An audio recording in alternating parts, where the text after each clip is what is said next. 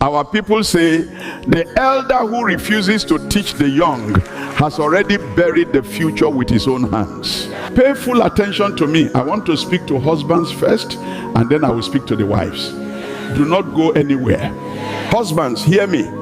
You married a woman, not a finished product. The day you walked her down that aisle, you did not marry someone who already knew everything.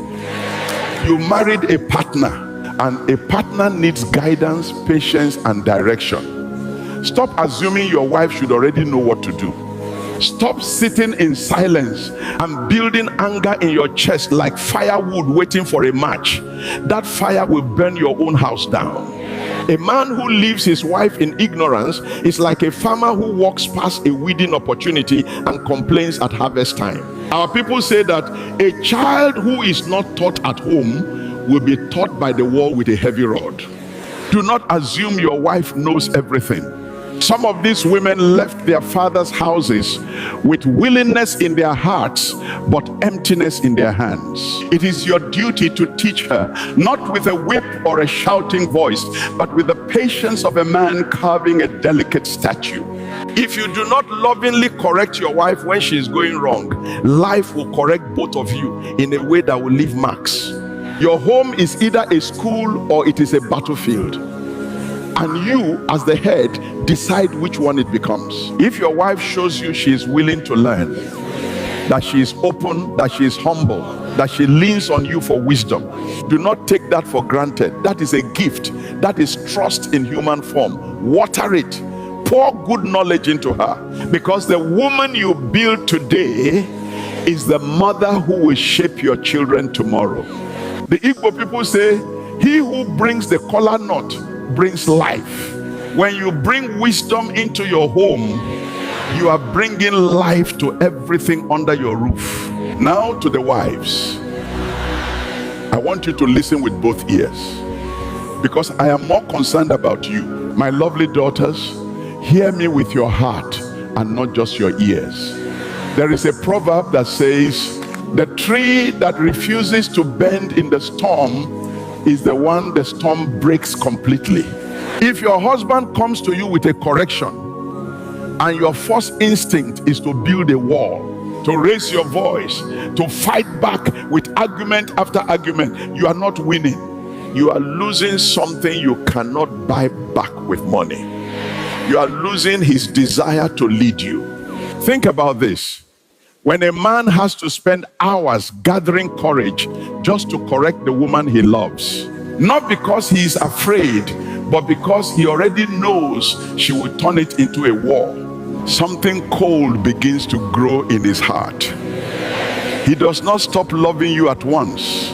Love does not leave like a stranger slamming a door. It leaves the way harmattan dries a river. Slowly, quietly, until one day you look and the water is gone. Our elders say, when the music changes, the dancer must also change. Marriage is not a competition. It is not a courtroom where you must win every argument. It is a dance. And two people cannot lead the same dance without stepping on each other's feet.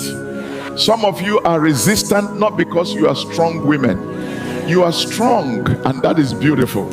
But because nobody ever explained to you what marriage truly is. You entered it thinking it was simply a place to raise children, to keep a home, to survive together. But marriage is a covenant. It is two incomplete people choosing every single day to complete each other. And completion requires humility. It requires the wisdom to know that accepting guidance is not weakness. It is intelligence wearing a quiet face. A home where both husband and wife refuse to yield to wisdom, that home has already started falling, even if the walls are still standing. If children are the only reason you are in a marriage, remember that children grow up and fly away like birds. What happens to the nest when they are gone? If you destroy the love of the man who owns the nest, you will sit in the cold alone. The stubborn fly follows the corpse into the grave. Do not let pride push you into a pit you cannot climb out of. Submission is not slavery. It is the wisdom of a river that bends around a rock to keep flowing. Drop your weapons of argument. Let your husband find a peaceful home, not a battlefield. So today I am begging both of you, husbands, teach with love. Wives, receive with humility. Because the children sitting in that house are not just watching what you say, they are watching who you are to each other. Be wise, or better still, allow wisdom to find you. Do not leave this hall without sharing this video. Gracias. Hear me today for your own good. The bird that spends his life staring at the eagle's nest will never build its own. Envy is a slow poison. It doesn't kill you all at once. It just quietly rots everything you could have become. Why are you counting your neighbor's blessings when your own ground is dry and thirsty? Why are you measuring his harvest when your seeds haven't even been planted? Every soul has its own season. Every star has its own appointed hour to burn. The tortoise doesn't mourn the speed of the horse, and yet I have seen the tortoise outlast it. Your path was never meant to look like anyone else's. The moment you start dancing to the rhythm of another man's life, you lose the beat of your own. And once you lose that beat, it's hard to find it again. Here's what nobody tells you about envy. It doesn't just steal your peace, it steals your time. Every hour you spend resenting someone else's win is an hour you didn't spend building yours. Celebrate the ones who are rising, genuinely, wholeheartedly. Because abundance is not a limited resource, and the spirit that celebrates success attracts it. Your time is coming, but only if you are ready when it arrives. Stop watching, start building. I have walked this very road you are walking now, so when I tell you anything, please listen. I love you all.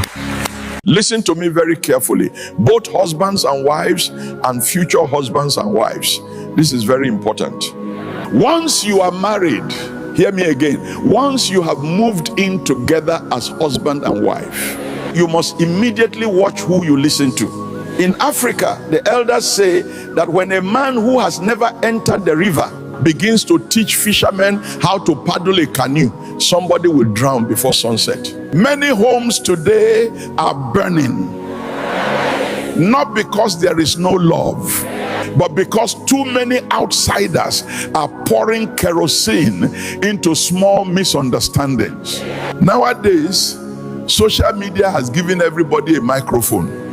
A young girl who cannot keep one relationship for 6 months is teaching wives how to handle husbands. A man who has never paid school fees for children is teaching husbands how to control women. A divorcee who is still bleeding from yesterday's pain is advising you with anger instead of wisdom. And some of you, instead of seeking counsel from people whose marriages survive storms, you carry your ears like baskets and collect every foolish opinion flying in the air. My son, my daughter, hear this wisdom from an old man. A goat that listens to every market noise will miss its way home. Marriage is not built by pride. Marriage is not sustained by online advice from bitter people who clap when couples separate. Some people cannot build, so their joy is to scatter what others are building. The elders say that a person whose soup got burnt will warn others never to cook again. Be careful of people whose bitterness has become their ministry. If you want your marriage to last, sit under people whose homes still have peace after many years. Learn from couples who have cried together, suffered together, forgiven each other, and still hold hands in old age. That is wisdom. In Igbo land, they say that the child who wants to know how deep the rain will be should ask the old man whose roof survived many rainy seasons. Experience is a better teacher than excitement. Do not allow temporary anger to make permanent decisions for you. The same friends telling you leave him or teach her a lesson will not be there when loneliness enters your house at night. A broken pot makes the loudest noise in the market, but it cannot carry water home. Be careful who advises you concerning your marriage. A home is like a sacred fire. If strangers keep putting their hands inside it, the fire will die. Protect your marriage from bitter voices. Protect your ears from foolish counsel, because the people clapping for your divorce today will not help you carry the pain tomorrow. You see, many of you today carry your marriage like a garment you want everyone to touch. When there is a small fire in your kitchen, you run to your single friends to help you blow it out. Listen to me. The person who has no pot on the fire does not know how hot the steam can be. In my day, we knew that marriage is a mystery, a calabash of secrets. When you take your husband's faults or your wife's shortcomings to a friend who is still searching for a partner, you are inviting a vulture to a sick man's bedside. For the ladies, you think your single friend is comforting you, but remember, the eye that cries with you may also be looking for the path to your kitchen. Not every hand that pats your back is doing it to soothe the pain. And for the men, a man who discusses his wife's faults with his bachelor friends is like a farmer who shows the monkeys the way to his barn. They will cheer you on while you complain, but in their hearts they are wondering why a clumsy man like you was blessed with a harvest they are still praying for. Jealousy does not always wear a frown. Sometimes it wears a sympathetic smile. A person who has no shoes will rarely tell you how to polish yours without bitterness. They may love you, yes, but human nature is heavy. They see your problems as the very blessings they would give their right hand to possess. Why give them the stones to throw at your own glass house? When the wall does not crack, the lizard cannot enter. Keep your family matters within your walls. If the pot is dirty, wash it inside the house. Do not take it to the marketplace for others to see the stains. My child, it is only a foolish person who uses a torchlight to show the world the holes in his own pockets. Fix your home with prayer, patience, and the elders, not with those who have no skin in the game. May your marriage be like the Iroko tree, deeply rooted and unmoved by the whistling winds of gossip. Ego is the hidden enemy in marriage. Listen to me. If you are married or going to be married someday, there is an enemy that enters many marriages quietly. It does not shout. It does not announce itself. It destroys deeply. That enemy is ego. I must win. I cannot apologize. I am always right. Our elders say two stubborn goats cannot drink from the same narrow stream. If both insist on pushing forward, both will suffer. Marriage is not a place where you prove superiority. It is a place where you practice humility. When ego is present, listening disappears, understanding disappears, peace disappears, and what remains? Constant tension. Many arguments are not really about the issue.